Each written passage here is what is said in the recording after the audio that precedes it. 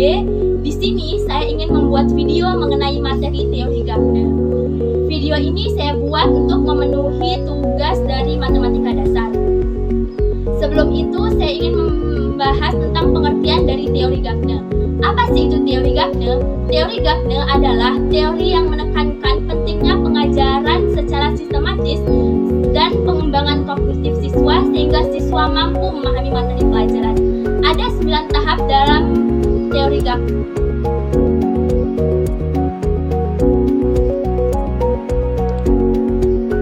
Langsung saja kita ke langkah yang pertama. Langkah yang pertama dari teori Gardner adalah guru mampu menarik perhatian siswa. Bagaimana sih caranya?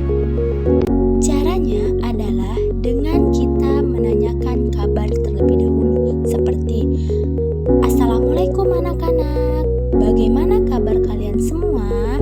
Ibu harap kalian semua dalam keadaan sehat ya. Atau contoh lain, halo anak-anak ibu semua, sudah siap untuk memulai pembelajaran kita pada hari ini? Sebelum kita memulai pelajaran, ada baiknya kita tepuk semangat terlebih dahulu ya. Ayo ibu pimpin, tepuk semangat. Semangat. Langkah yang kedua dari teori Gardner adalah guru atau pendidik menyampaikan tujuan dari pembelajaran kepada siswa. Contohnya, ada yang tahu ini lambang apa? Ya, ini adalah lambang dari operasi pengurangan. Dan ini adalah lambang dari operasi penjumlahan. Ada yang tahu operasi pengurangan dan operasi penjumlahan itu apa sih? Jadi, operasi penjumlahan dan operasi pengurangan adalah operasi yang bertujuan agar kita tahu berapa jumlah yang ada di sekeliling kita. Contohnya, ada berapa sih jumlah siswa di dalam kelas ini?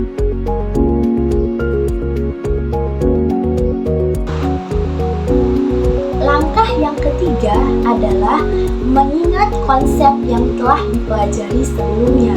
Contohnya, ada yang masih ingat apa yang kita pelajari kemarin? Yaps, betul sekali. Yang kita pelajari kemarin adalah bilangan cacah. Ada yang masih ingat apa sih itu bilangan cacah?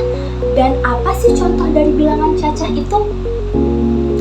Jadi, bilangan cacah adalah bilangan bulat yang tidak bernilai negatif, tidak bernilai pecahan, dan dimulai dari 0. Contohnya 0, 1, 2, 3, 4, 5, dan seterusnya.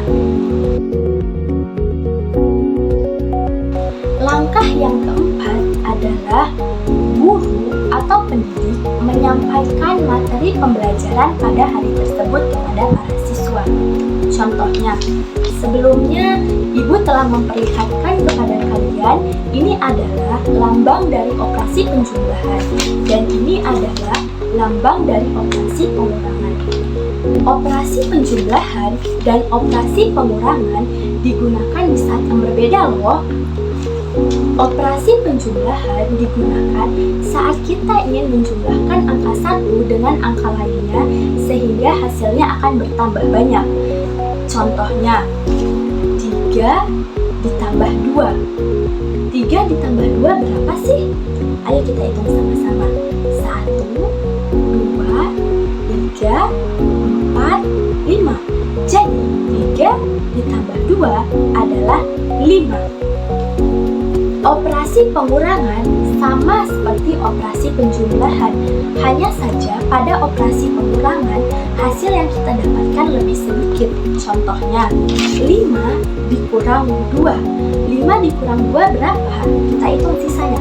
1, 2, 3. Jadi 5 dikurang 2 itu ada 3. Jadi udah paham ya dengan materi yang ibu jelaskan barusan? Langkah yang kelima adalah guru atau pendidik memberikan bimbingan belajar kepada para siswa. Contohnya, oke, yang Ibu jelaskan barusan pasti kalian udah paham semua kan? Baiklah, kalau kalian pada sudah paham, Ibu akan memberikan 5 contoh soal kepada kalian dan kalian Ibu minta mengerjakannya masing-masing dalam waktu 10 menit. Apakah sanggup? Oke, baiklah. Selamat mengerjakan anak-anak.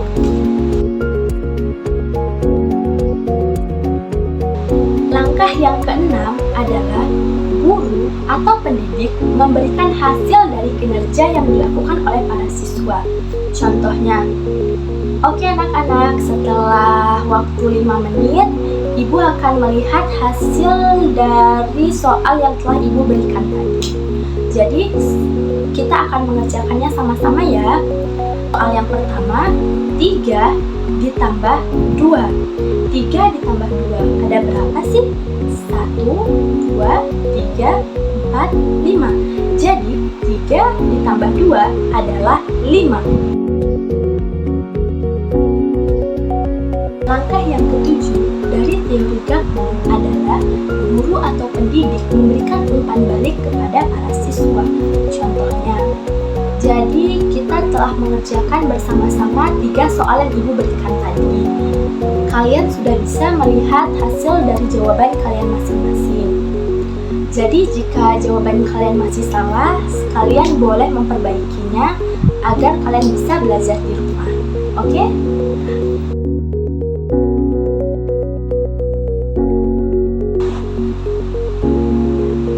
Langkah yang ke-8 dari teori Gagner adalah guru atau pendidik memberikan atau menilai hasil belajar. Contohnya, jadi Ibu akan memberikan kalian 10 soal lagi untuk kalian kerjakan di rumah masing-masing. 10 soal tersebut harus kalian kerjakan dengan sungguh-sungguh dan dikumpul pada pertemuan berikutnya ya.